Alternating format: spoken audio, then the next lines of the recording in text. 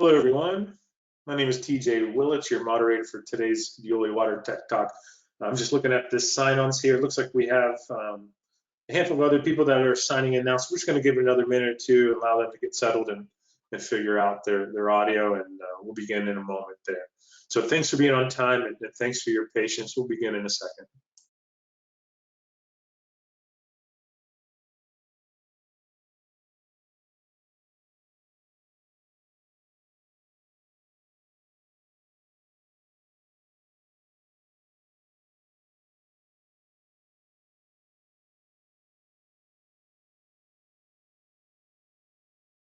And again, if you just joined, just want to let you know that we're going to start the Veolia Water Tech Talk in just a moment. There's some people still logging in to the webinar, so we're going to begin just after they get settled.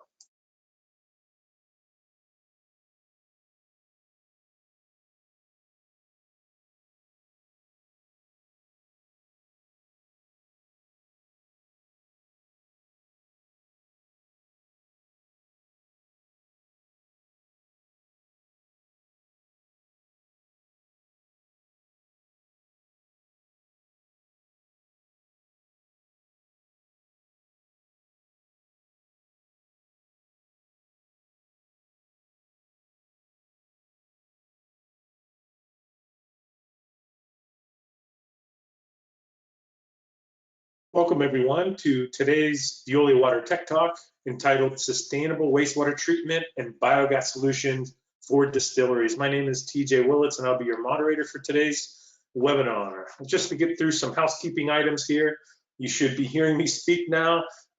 There are two methods to listen to the audio portion of today's presentation. You're probably using the computer audio and listening through headphones or speakers. If you have any issues with that throughout the presentation, you could switch over and toggle over to a phone call method, and it'll give you a phone number and a conference call line to go ahead and dial that in, and you can listen over your cell phone or telephone. With as many people as we have on today for the presentation, everyone's microphones are automatically muted. And just to let everyone know, we're recording this webinar, and everyone who attends or registered for the webinar, they'll receive a copy of this recording to watch on demand probably tomorrow around about 24 hours after the webinar ends. Now, even though everyone's microphones are muted, we want to make this presentation as interactive as possible. There's a question panel on the right side of your screen probably. Anytime throughout the presentation, just enter that into the chat box, and we'll go through those and try to get through as many of those questions at the end of the presentation. Now, just to let everyone know, we have an on-demand library of webinars at our website. So we have about 60 or so webinars already logged in there on our website, and you could watch those free of charge at your convenience by just going to veoliawatertech.com and go ahead and browse to the on-demand webinar section. Now, if you're attending with us here to have some continuing education credits, we're going to issue a certificate for anyone who attended the live version of today's webinar, and you're going to get that PDF certificate again about 24 hours after the webinar ends. Now, at the very end of the presentation, when the webinar ends, everyone will be taken to fill in a survey. And that survey is really critical for us. Your feedback really does matter. It helps us shape what kind of topics to cover in the future, what kind of issues that you may be seeing in terms of your specific company, your industry. Just for fun, what we're going to do, anyone that takes that survey, it only takes about 30 seconds, but we'll enter you in for a $25 gift card, Amazon, sort of a raffle just to say thanks for taking that time to fill out that survey. Now, a little bit about Veolia Water Technologies, if you're not familiar with us. Veolia is a leading water and wastewater treatment provider. We help our customers through three main pillars. And the first pillar that we have is engineering and procurement for projects. We put process trains together and provide the best process to basically meet the customer's requirements for water and wastewater treatment. In addition to that, we use technologies, we invent technologies, we implement those technologies at our customer sites as well to perform robust water and wastewater treatment. And of course, we have a host of services that that work with the projects and technologies, everything from mobile water treatment to chemical service and operations and so much more. Now, we work with every industry that you could think of, really: municipal, food and beverage, pulp and paper, some of the other heavy industries like chemical, but that helps us to have a wide range of experience and see a lot of different water and wastewater treatment profiles. Now, getting into today's technical presentation, just to go through a little bit of what to expect from the agenda here, we're going to go talk about what are some of the key drivers of wastewater treatment for distillers. What would sort of spur or need to create a project related to wastewater at your facility. After that, we're going to go through some of the common treatment processes and technologies. We'll go through anaerobic treatment. In addition to that, we'll talk about sustainable biogas projects, talk about some of the available tax credits through the Inflation Reduction Act program that some of our customers are taking advantage of right now. In addition to anaerobic, we're going to talk briefly about some aerobic wastewater treatment using the moving biofilm bed reactor technology. And then we'll even get into some unique technologies with membranes and talk about water reuse as well. Then after we talk about sort of the technical portion, we're going to get through several case studies within the distillery industry and look about what some of your peers might be doing for wastewater treatment. And then we'll talk specifically about what are some of the things to take, some steps to take if you're looking to get started with a wastewater treatment project, what kind of data to collect, what kind of expectations to have as well. And of course, like I said, we're going to follow up with that question and answer portion for today's presentation. Now I'm going to hand the webinar over to Chris Harvey here in a moment. Here, before I do, I'll tell you a little bit about him.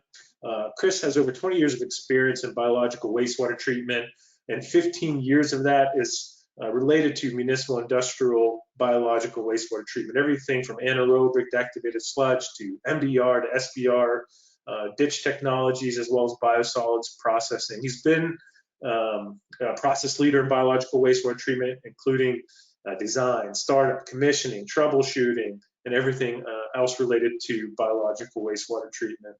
His biosolids experience also includes sludge dewatering, aerobic sludge digestion, anaerobic sludge digestion, food waste and co-digestion, industrial waste digestion, biogas scrubbing, and upgrading to RNG, and of course, digestate treatment and nutrient recovery. So we'll look forward to hear from him now. So I'll hand the webinar over to him. Chris, are you with us? Thank you for the kind introduction, TJ. I'm excited today to be talking about a great topic of the distilleries and wastewater treatment.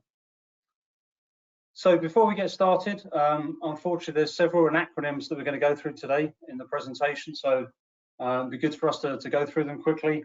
And if you'd like them, you can also access them in the chat function or the handout function, sorry, of the webinar today.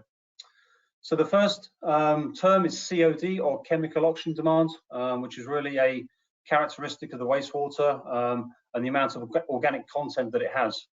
BOD is biochemical oxygen demand, which is a subset of the COD. Just a quick fun fact, you're probably aware of the BOD5 analysis that people use for a lot of discharge permits. The reason that test is a duration of 5 days is because it takes 5 days to get from the source of the River Thames to the North Sea in England. So thank you very much, the British, for giving us that test. The third one is TSS, or total suspended solids. That's the particulate matter concentration in a wastewater or waste stream. Then some of the technologies we're going to be talking about today. A UASB is a high rate granular anaerobic system. It stands for upflow anaerobic sludge bed reactor. The next one is an EGSB, which is an expanded granular sludge bed reactor. Then we have a more traditional anaerobic reactor called a CSTR, or a continuous stir tank reactor. For some of the other treatment technologies, we'll be talking about DAFs, or dissolved air flotation systems, MBRs, which are membrane bioreactors, MBRs, which are anaerobic membrane bioreactors, MBBRs, which are moving bed biofilm reactors, and FOG, which is fats, oil, and grease. So the reason that we're hosting this webinar today is we're seeing increased interest in projects, wastewater projects for distillers in North America. And so what are some of those key drivers that we're seeing today? So some of the drivers, obviously, there's increased demand globally for spirits consumption. So that's driving facility expansions. New facilities are opening as well. Sewer surcharges, so the waste and wastewater that's generated by the distilleries has to be disposed of. If you dispose of that wastewater to a municipal sewer network, sewer discharge rates are going up. And also there are issuing violations if you discharge too much pollutants to that sewer network. Some of the larger corporations are really engaged in corporate sustainability. So they're very interested in reducing their water and carbon footprint, and obviously wastewater treatment in terms of water reuse and sustainable biogas products can certainly help reduce both of them, and we'll talk about some of that today. The next one, which is a very topical issue, is future-proofing a distillery operation. For example, the byproduct of distilling the slops or stillage can be a bottleneck or a limiting factor in expansion of some of these distilleries. So having a sustainable and long-term disposal option or conversion method for those slops is key to distilleries functioning in the future. So I'd just like to quickly run through a typical flow sheet of a distillery in North America, show you the various process steps, and then obviously show you where the wastewater is going to be generated. So in the top left, in the yellow section, we have the grain receiving, grain milling, and then the fermentation of the sugars into alcohol. That alcohol is then fed into this pink column, where the alcohol is distilled off from the beer material. That alcohol is then sent to a warehouse to give it the characteristics of the flavor and the spirit that you're making, whether it's bourbon, gin, or other things. After a certain aging period, those barrels are then taken out to a bottling plant, where that material is bottled and put in bottles or in tanker trucks, and then delivered to distribution networks. The other product that comes out of the still is a stillage or a slops product. So some of that is sent back into the mash tub as backset, so that the quality of the beer that's produced by the distillery has a consistency to it. But then also some of it is sent to an area called a dry house. So in that dry house, the slops or the stillage, the solid material is spun out with a centrifuge. The liquid or the centrate from that centrifuge then gets sent to an evaporator, where steam is used to drive off water. That generates an evaporated condensate. And then also a concentrated syrup type fraction, which is then blended in with the wet cake in a dryer to generate DDG, dried distiller grains, or DDGS, dried distiller grains with products, which is then sold as animal feed. So the first area of wastewater generation in the distillery is the bottling plant. So product is always lost during the cleaning of the spirit before it's bottled. So there's some generation of some wastewater there. There's also bad product, which is often dumped down the sewer, unfortunately. And then if you're making a flavored product, as you change flavor on the production line, on the bottling line, some of that has to be purged from the system, and that also ends up in the wastewater stream. So that's the first stream of wastewater generation. The second is the evaporator condensate. Obviously, lighter organics are flashed off in the evaporator, and that constitutes COD that then contributes to the wastewater stream that can be either discharged or treated on site. And the third and the most important and the largest organic stream is the slop stream. In this case, after the centrifuge, it will be thin slops or thin stillage. So that's a very, very loaded organic and nutrient-rich stream, which obviously adds quality to the wet cake when you're making DDGS with syrup. However, it is a potential source of a lot of anaerobic digestion biogas, which is a green energy product that we're going to talk about in this presentation. So of those three wastewater streams, what are the characteristics? So all of them tend to be very high organic strength wastewaters. The suspended solid concentration varies. It's going to be higher in the slops compared to the dry house evaporated condensate. If you blend stillage into your wastewater streams, obviously that's going to increase the organic content and the nutrient concentration of that. And there's also potential for multiple streams constituting your combined wastewater stream and distillery. It could be part evaporated condensate, it could be part bottling house wastewater.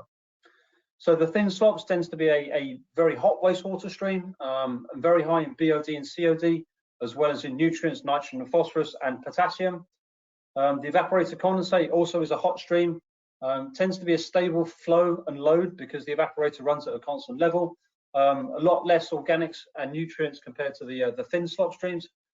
And the bottling plant tends to be variable load, depending on the types of products and how many product changes they have during a day or during a bottling period, especially when those product first flushes are washed down the sewer. So now we want to talk about some common wastewater technologies, processes that are involved in distillery wastewater treatment. So across the spectrum, wastewater treatment involves primary treatment, which is generally the goal of that is to remove large solids, equalize the flow, and get it ready for secondary treatment. Technologies include screening, dissolved air flotation, equalization, pH neutralization, and clarification. The second step is biological treatment. The goal there is to remove BOD and COD, those organic contaminants that could deplete oxygen in a receiving water body.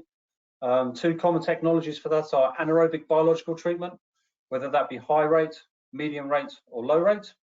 And an alternative to that, or a supplement in some cases, is aerobic biological treatment, whether that be MBBR, moving bed biofilm reactors, activated sludge, aerobic MBRs, membrane bioreactors, lagoons, or sequencing batch reactor.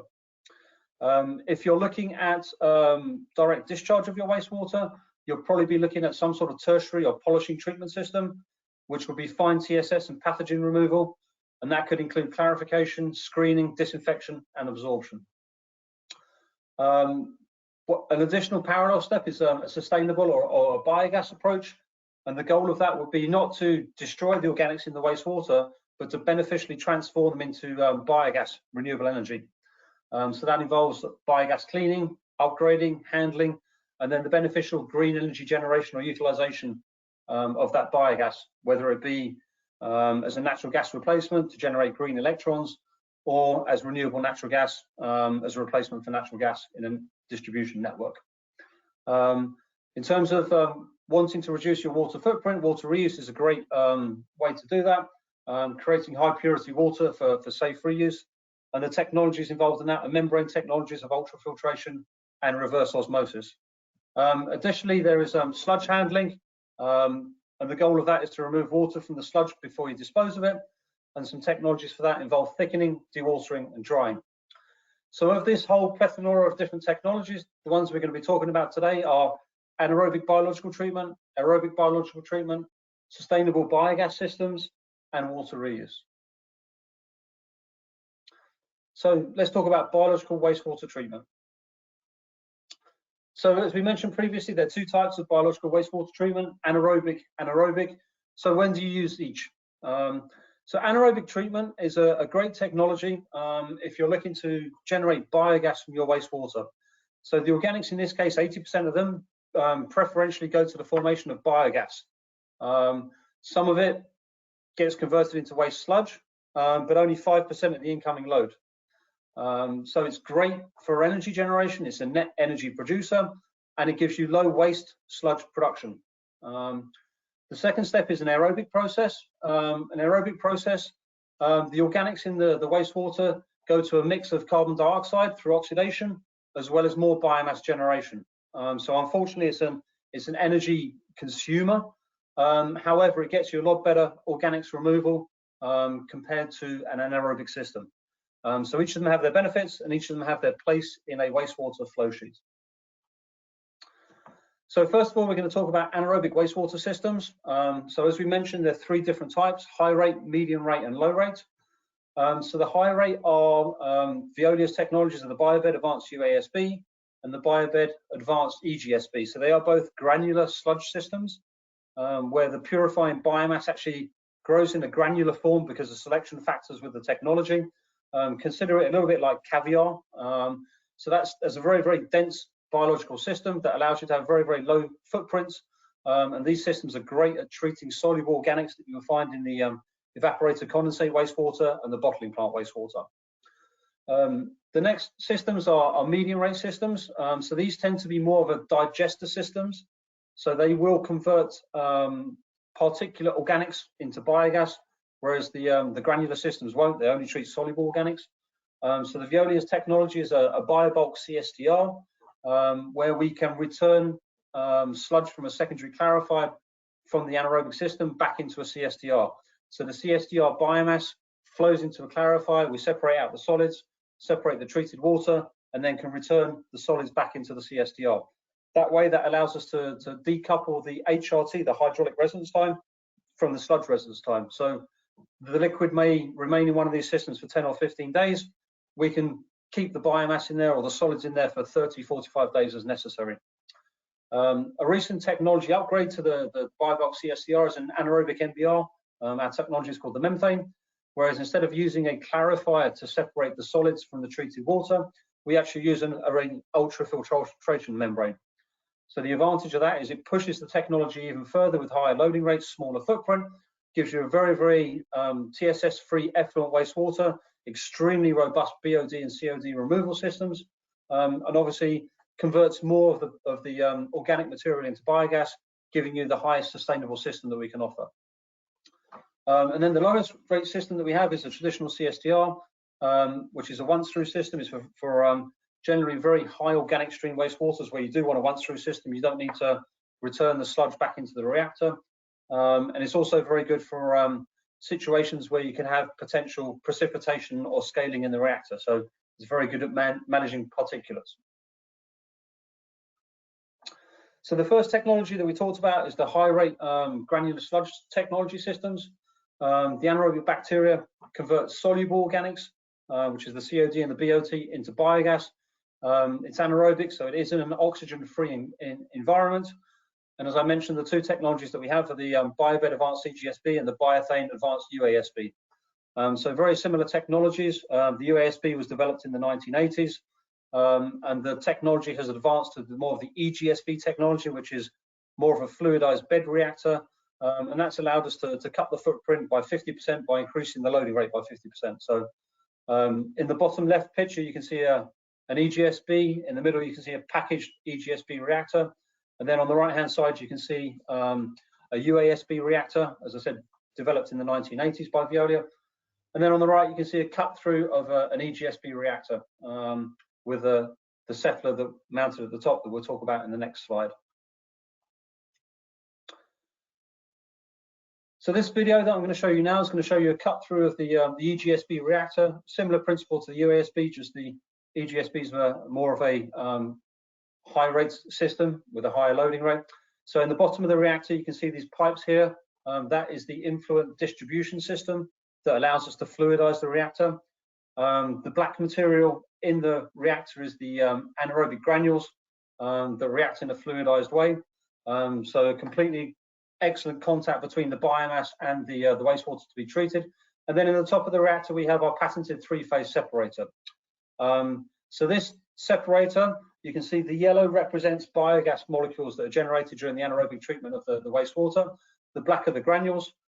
So the first stage of this reactor, the gray stage, is a turbulent zone where we strip the biogas from the granules, and then the granules become less buoyant and drop back down into the bottom of the reactor. And then at the top, we have an inclined plate separator, which allows further separation of the biogas, the biomass from the treated wastewater. And the wastewater leaves the reactor through a submerged set of pipes, acting like an effluent weir. The biogas that's captured and piped off can then be upgraded, scrubbed, and then used for energy use, green electricity generation, or upgraded into renewable natural gas. The second technology that we talked about was the anaerobic NBR, or membrane technology. So as I mentioned, this gets a very good COD removal, up to 99% of BOD. So if you're looking for a single step treatment to get you to sewer discharge quality, this will be the step. For direct discharge, you may have to have aerobic polishing on the back end of it. It does provide ultrafiltration quality permeate, which is great, for example, if you're looking at nutrient recovery in a struvite type system. It's a great pre-treatment for that, or preparation for that. You can get very good high COD, BOD, FOG, TSS destruction, so it eliminates the need to have a pre-treatment step prior to anaerobic treatment. And as I mentioned, it can create sewer discharge quality water in a single step. The next technology is a Biogas CSDR reactor, so that's the continuous stirred tank reactor. You can see a picture of it on the left-hand side. And it's great for streams that are extremely high in TSS, BOD, and COD. and it can withstand the issues associated with precipitation inside an anaerobic digester, where you have inert material build up in the bottom of the reactor and take up usable space, and eventually result in having to take the reactor offline to have to empty it. So with our biobulk reactor, as you can see in this picture on the right-hand side, we have sludge extraction ports across the bottom of the reactor that allows us to extract inert sludge evenly and consistently without rat holing. So that's very, very important. So in a system where we know precipitation is going to occur, we encourage it to happen in the right situation and then apply the technology that's appropriate to remove that once it gets created. And then in the second system, we also have a clarifier, which allows us to, as I said, recover that biomass and feed it back into the anaerobic reactor to dissociate the hydraulic residence time from the sludge residence time. And the overflow from that is often treated biologically, aerobically, prior to discharge or to a sewer or to a river. So one of the questions we ask is, which system is applicable to what type of wastewater? So as you can see on the bottom here on this green box, the granular high rate systems, whether it be a UASB and EGSB, are really good for wastewaters that have a good COD concentration of at least 2000 ppm of COD and a very low TSS concentration on the left y-axis here. So UASBs tend to be more resilient to TSS in the influent. EGSBs, because of the fluidized bed system, tend to be very, very low. So we tend to limit it at a couple of hundred ppm of TSS is the influent limit to what an EGSB can handle. Once the TSS levels increase, then we go to a membrane or a biobulk CSDR system. If it's important to dissociate the hydraulic residence time from the sludge residence time, we're looking at more of a membrane reactor. If it's a one-through system with a high risk of precipitation and scaling, then we look at a biobulk CSDR type reactor. So the good thing is that the Veolia has a whole suite of technologies on the anaerobic system to be able to treat any type of wastewater. So in terms of a distillery wastewater, if you had evaporator condensate or bottling plant wastewater, as I said, that would be a great fit for a granular system, providing that the COD is at least a couple of thousand ppm or milligrams per litre. And then if you look at a thin slop system, we'd be looking at a membrane or a biobulk CSDR type reactor because of the high solids and the high COD concentration, because that would impact the formation and the growth of anaerobic granules inside the high rate systems. So now let's talk about biogas. Biogas is important, obviously, because of sustainability, and the biogas allows you to generate the green electricity or replace natural gas or generate renewable natural gas. However, it is necessary to remove some compounds from some biogas so that it can be used beneficially. So what is biogas? Biogas generally is predominantly made up of methane, ranging between 60 and 80% methane concentration, depending on the type of anaerobic treatment and the type of wastewater that you treatment. The remainder of the biogas is predominantly carbon dioxide generated by the anaerobic bacteria as they degrade volatile fatty acids and other organic substrates. There is some water vapor, as it's a water-saturated headspace in the reactors generally. And then there's also hydrogen sulfide. And the challenge for hydrogen sulfide is that if you burn that in a combustion device, whether it be a boiler, combined heat and power system, cogenerator, or a microturbine, that will oxidize to hydrogen sulfide, which then becomes sulfuric acid. And that sulfuric acid is very, very corrosive to boiler tubes and other combustion devices. So in terms of Veolia's technology for biogas upgrading and scrubbing, we have a desulfurization technology called sulfothane, which is a regenerative caustic scrubber. So the caustic solution is sprayed inside a packed column. It removes the hydrogen sulfide in a liquid form, and then we aerate and oxidize that in a separate reactor to form elemental sulfur. And then that sulfur is separated with a clarifier and disposed of. So the key there is not to generate elemental sulfur inside the packing column. So we deliberately do that in a second reactor outside of the packing column.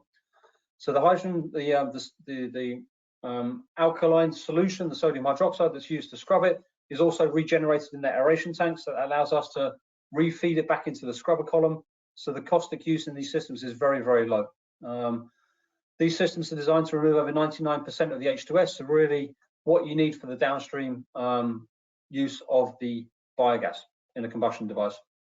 The second technology that we have at the bottom is a memgas system, which is a membrane-based technology that selectively removes carbon dioxide from the biogas to give you a 97 to 99% methane stream, whether you use a 2-stage or a 3-stage membrane system. And that allows you to create a renewable natural gas stream that can then be injected into a natural gas distribution network and sold, for example, in California to take advantage of RINs, as well as the low carbon fuel standards in California, which is a lot of the driver today for some of these larger biogas projects that we see.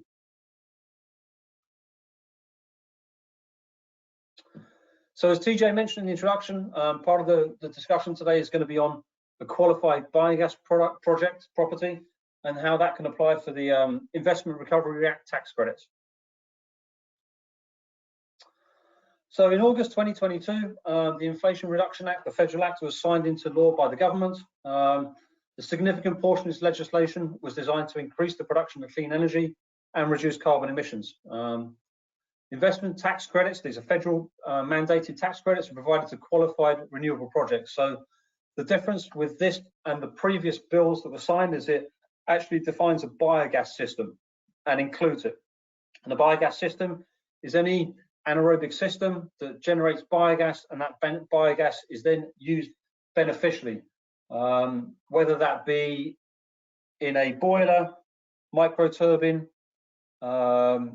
combined heat and power system, or injected into the natural gas network. Hey Chris, the question just popped up here, and it has to do with selecting biogas system. If there's an existing boiler, could that biogas be used in an existing boiler, and would it be able to qualify for some of these tax credits? So that's a great question, TJ. Thank you for that. So you have to talk to your boiler manufacturer about that. The boilers are generally only designed for a BTU content of natural gas. So if you are blending in a small amount of biogas, which has obviously a lower 60% or 70% biogas BTU potential compared to natural gas, that may impact the firing rate of that boiler and the operation. If it's a new system and you're designing a boiler, you can design a dual fuel boiler. So that has a little blend skid that blends in supplemental natural gas to maintain a constant BTU feed to the boiler. So in that case, you can use the biogas directly. If your boiler can only fire natural gas, obviously you'd have to upgrade the biogas to natural gas and remove the CO2, which is can be a costly endeavor. And in that case, if your volumes are sufficient, you probably want to look at more of a pipeline injection rather than a use in a boiler. In terms of CHP systems and microturbines, absolutely, they're designed for biogas. And so if you are designing a new boiler or a CHP to run off biogas, one thing that we have seen customers do is actually supplement natural gas with the biogas to run the boiler or the CHP at a constant power output.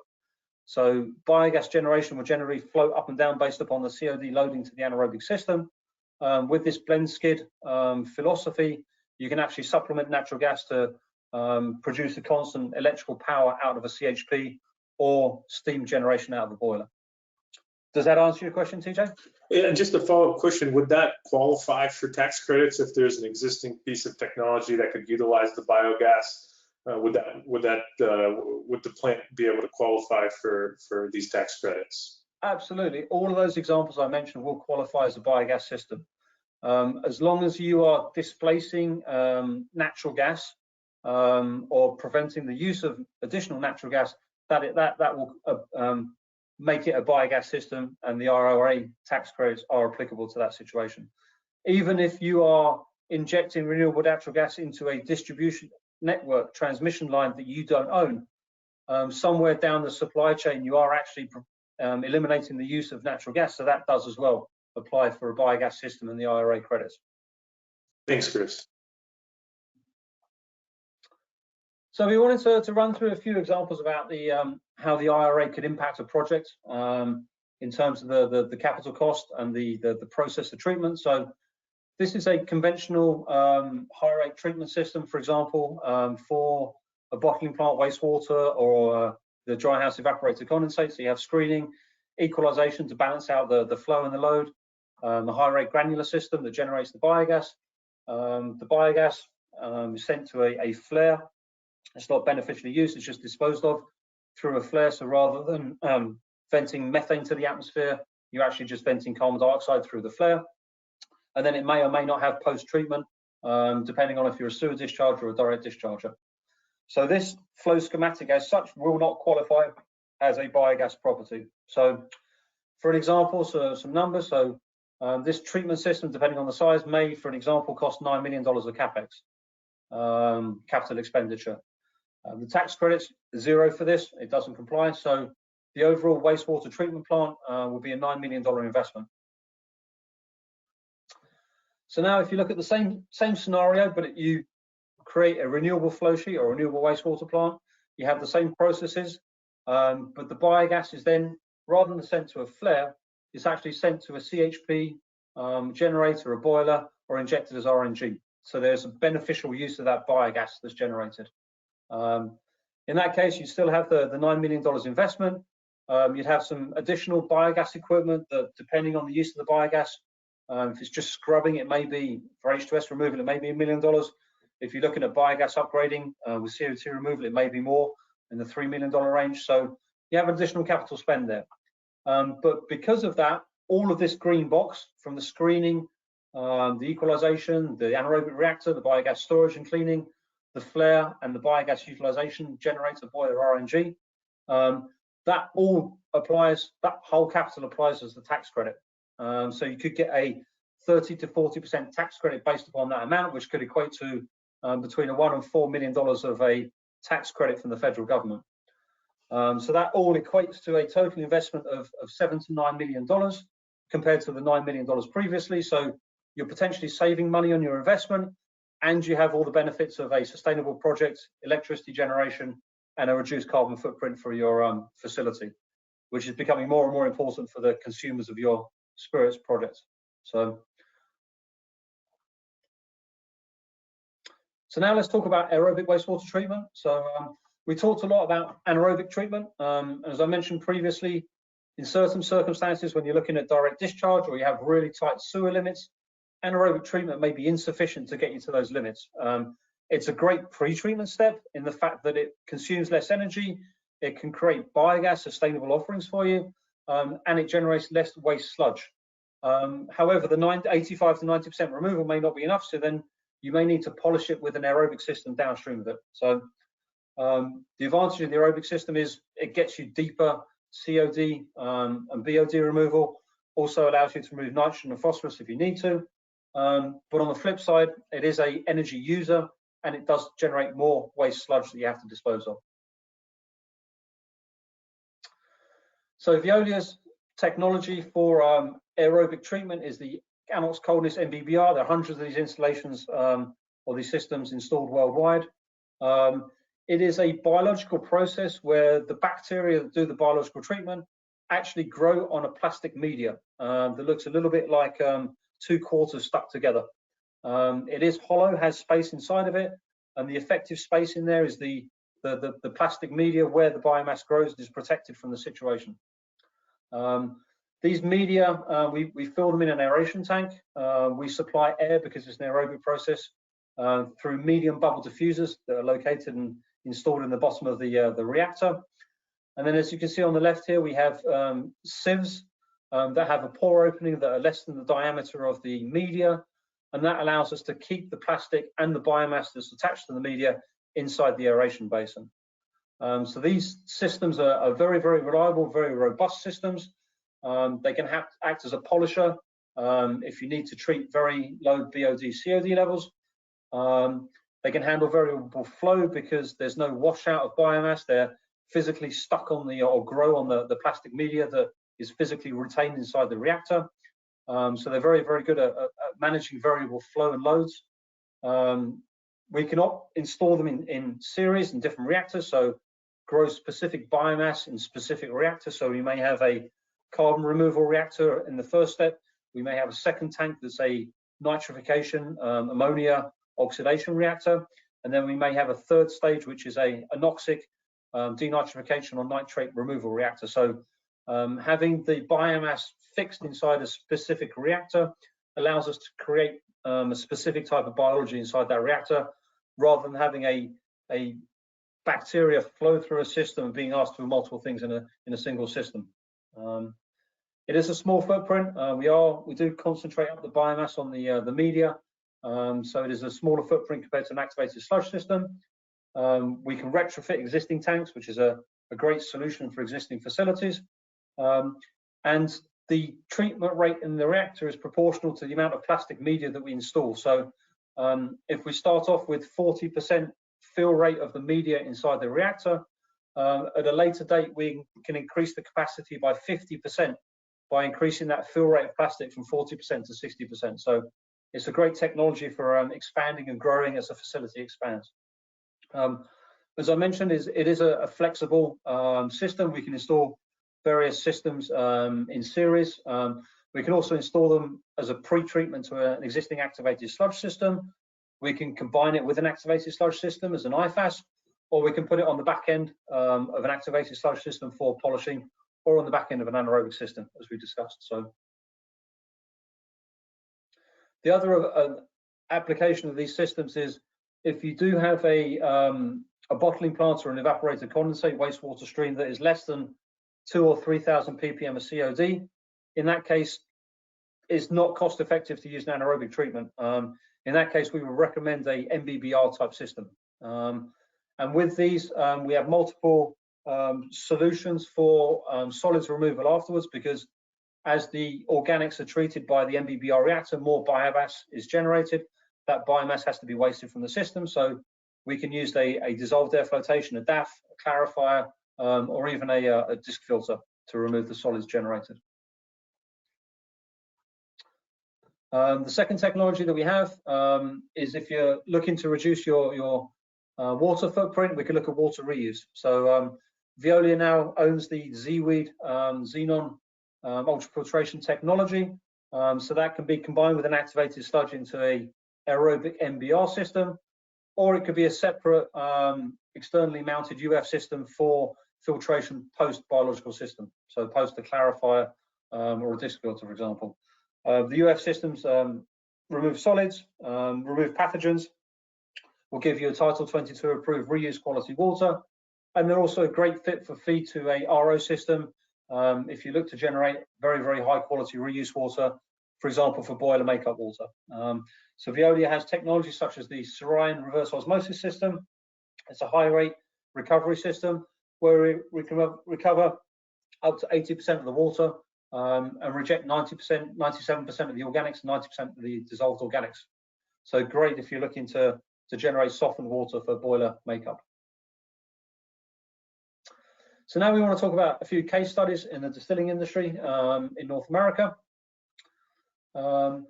So Veolia has been involved in distillery spirits wastewater treatment for over 35 years. We have a lot of experience. We know the challenges and the complexities with treating these different types of waste streams. We have over 28 global references in this sector, and we have 150 industrial wastewater references in North America. So we have a lot of installed experience that goes with those plants that we've installed.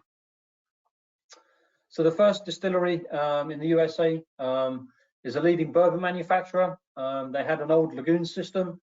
They were looking to add a new still, increase their production, and their existing wastewater system just couldn't meet the increased needs. They also were very interested in sustainability. Is there a way that they could use anaerobic technology to generate biogas, and that provides them a real benefit in terms of their sustainability goals. So it's about a 1.25 million gallon a day facility, very, very large facility. The total chemical oxygen demand was over 7,500 milligrams per litre. A low TSS of between 300 and 1,500 milligrams per litre, and a relatively high temperature of 100 to 130 degrees F. So in this situation, this was just really to treat the bottling plant wastewater, as well as the dry house evaporator condensate. This does not treat the slops or the stillage. So the system that we installed for reliability was a dual train. So we have screening, equalization. We have a 2-train UASB bioethane anaerobic system, so the granular system. We chose that system to be a little bit more robust because of the swings in the suspended solids loading. We follow that with Anox Coldest, the MBBR aerobic reactor to polish the wastewater. Then we have a dissolved air flotation, a DAF system to remove the solids. We have a disc filter to polish it, UV system, and then we actually discharge this to the local river. So this is one of the first facilities in the state that has a distillery that is discharging all their wastewater to a receiving water body. So we are achieving less than 25 ppm of BOD and less than 25 ppm of TSS. So it's a great system. Additional benefits, obviously has the built-in redundancy with the dual train design. And then we have the option of valorizing the biogas that's generated. The second example that we have is a strict bottling plant wastewater. So this plant is not actually a distillery. This is a plant where they take the bourbon and they make various blends of bourbons, the flavored bourbons and the other higher end bourbons. They were faced with more stringent sewer discharge limits in terms of BOD and TSS, as well as an increase in production capacity. So their sewer discharge really mandated that they had to do some sort of on-site biological treatment. Obviously, sustainability is a big goal for them as well. So they were very, very interested in an anaerobic solution for this project. The influent design was a lower flow, about 300,000 gallons a day, higher BOD, average of 10,400, a peak of 14,700, and a very, very low TSS concentration. Temperature ranging from 70 to about 99 degrees F. The installation that we installed was a strainers, an equalization tank, the high rate EGSB in this case because the suspended size was a lot lower. The biogas that's generated, we scrub it of H2S. We have a little biogas storage to try and even out the flows of biogas. And then this biogas is actually sent to the boiler to displace natural gas that they're firing. The picture in the bottom left shows the system. So we have the anaerobic reactor here. We have a conditioning tank here, an equalization tank, and then the various components installed inside the building. So this is not a direct discharge. This is a sewer discharge plant. So the BOD is about 1,000 ppm, and the TSS is 600 ppm in the effluent discharge. And we're generating about 3.5 million BTUs a day of natural gas, equivalent of biogas that we're sending to the boiler. It's a modular design, so if in the future they wanted to expand capacity, we can add on to this plant. And then we can also add aerobic polishing if they're interested in direct discharge rather than a sewer discharge. The third plant is a manufacturer of hard seltzers. They were looking to install a wastewater treatment plant in a newly constructed manufacturing. This was a new facility. They had a very, very tight schedule for us to get online. It's a modular design. So once again, that's part of the future proofing. So the wastewater is about 2 million gallons a day of wastewater. The BOD is about 3,000 milligrams per litre. TSS is 150. The pH is a wide swing between 2 and 11. And the influent temperature is about 70 to 92 degrees Fahrenheit. So the system that we installed is an equalization tank, 2 MBBR reactors for aerobic polishing, dissolved air flotation, disc filtration, and then discharge to the municipal sewer. So the performance we expect is a BOD discharge of about 300 milligrams per litre, total suspended solids or TSS of 25 milligrams per litre, nitrogen ammonia of 10, and total phosphorus of 10 milligrams per litre. So once again, this has it built-in redundancy, so we can add a third and fourth train as the client requires. And due to the very tight schedule, we had to install this in 3 phases. So wrapping up this presentation or this webinar, we just wanted to touch on when should you consider a wastewater treatment project. So here's the criteria that we generally use for a wastewater project. So do you need to expand production, and are you limited by the wastewater treatment capacity of your current system? Do you have issues disposing of your slops or your DDGS? Do you need to increase sustainability or have interest in clean energy tax incentives, reduce carbon footprint, water reuse, or other sustainable goals?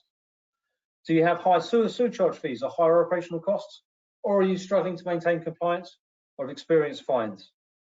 Is the municipality or environmental regulators requiring lower sewer limits, BOD, TSS, FOG, nitrogen, or phosphorus?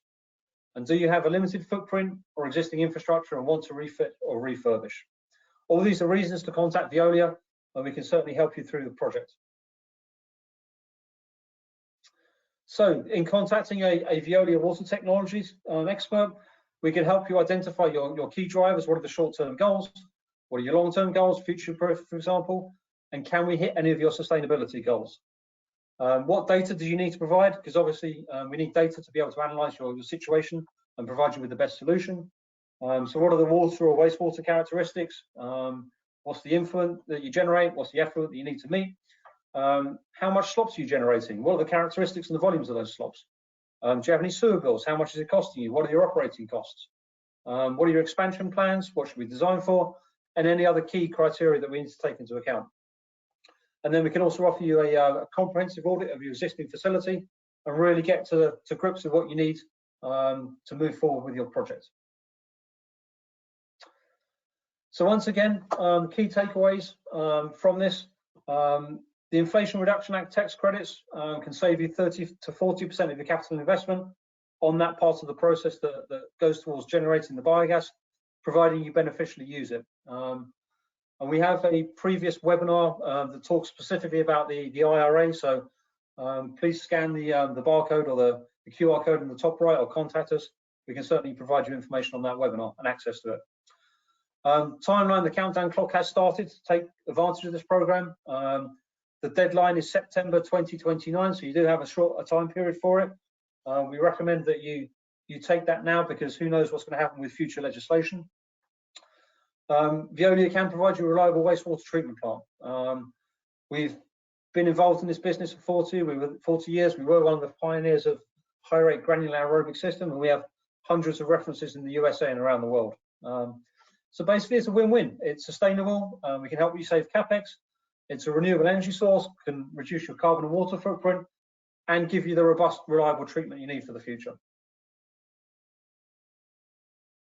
So thank you. Great. Thanks so much, Chris, for that technical portion of the presentation and sharing some of your experience there with specifically related to distillery wastewater treatment. We have a couple of questions that came in, and we have a couple more minutes left before the end of the webinar. So I'll just get to the first one here. When considering thin slops, what are some of the challenges related to treatment of thin slots at distilleries, and how come more distilleries aren't executing projects for treatment of thin slops? That is a very, very good topical question. So thin slops obviously has a very, very high organic content.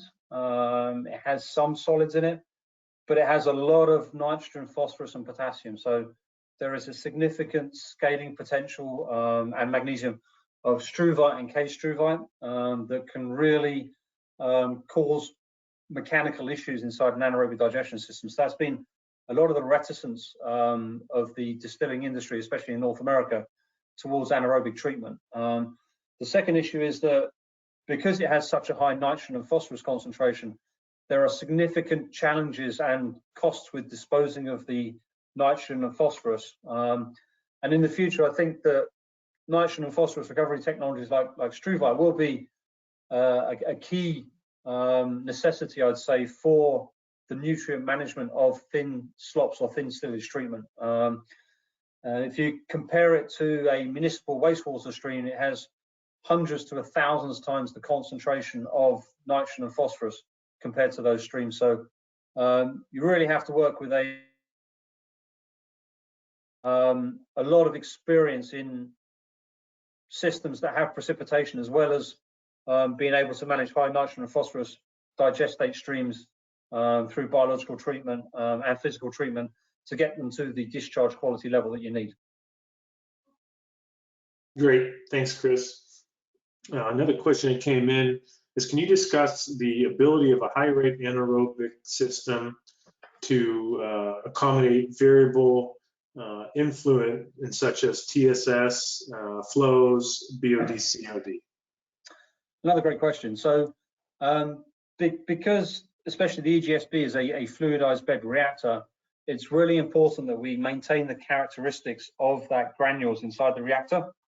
And overloading it with TSS will cause the granules to float out of the reactor. And if you lose the granules, you lose your biomass, you lose treatment. And as people who know anaerobic systems know that once you lose the biomass, you'll lose the methanogenesis, and then you'll start creating volatile fatty acids instead of methane. So the key to that is understanding the wastewater characteristics before you design a system. And if there are concerns about TSS and variability, obviously an equalization tank, correctly sizing that is absolutely key to maintaining a constant as possible load to the reactor. And then some sort of solids removal step. So at a minimum, you want some sort of fine screening to be able to remove inert solids, and then maybe a DAF system to remove those solids. So if your TSS is less than 10% of your COD and less than, say, 1,000 or 1,500 ppm of TSS, you could look at a UASB reactor. Obviously, you need to be a lot tighter than that for an EGSB reactor. So part of that is a conversation of getting good quality data up front to make sure that we select the right technology for your exact wastewater rather than imposing constraints upon your wastewater generation. Great, thanks, Chris. A question, moving away from anaerobic to aerobic, we have a question about how robust the Annex columnist MBBR is to plant upsets, low pH toxicity. Can you talk a little bit about how the biology within that system could deal with those kind of not ideal sort of situations? Absolutely, another great question. So in terms of the robustness of the media, I was actually at a plant a couple of weeks ago that had the original K1 media that was installed in 1985, and the media is still intact. So I mean, the plastic itself is very, very robust. In terms of the biomass, a normal activated sludge system, an aerobic sludge system, has a flock that may range from sort of 50 to 200 microns in diameter.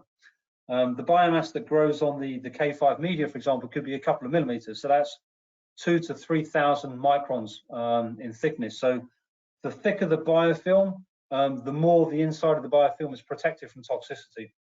So that's one of the key selling points to an MBBR system compared to an activated sludge system. The thickness of the biofilm actually protects it from any toxic shocks. In terms of hydraulics, because the biomass is actually fixed on the plastic media, it's extremely resilient to changes in hydraulic loading to the reactor. In terms of organic loading, we obviously try and minimize that as much as possible with an equalization tank up front, but then we because of the different ages of biomass that grow in the thicker film of biomass, it does have more capacity to absorb fluctuations in loading and peak loading and slug loadings, things like that. Great.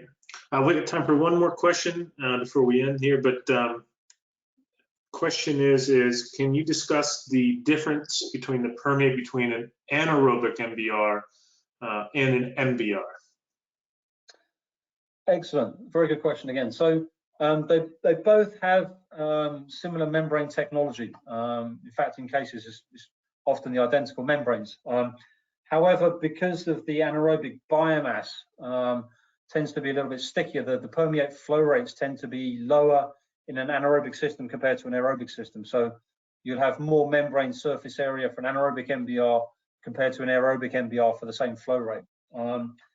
In terms of the biology inside the different reactors, so an aerobic system has a lot higher BOD COD removal rules, so the permeate is going to be a lot cleaner in terms of organics and nutrients for an aerobic MBR compared to an anaerobic MBR. However, in terms of BOD, a typical anaerobic MBR may discharge 200 ppm of BOD. An aerobic MBR may get down to less than 10 ppm of BOD. So just different processes and different reasons to use them. If sustainability is your goal, certainly an anaerobic MBR may be a better fit. If you're looking to reuse water or have tight direct discharge constraints, an aerobic MBR may be a better solution.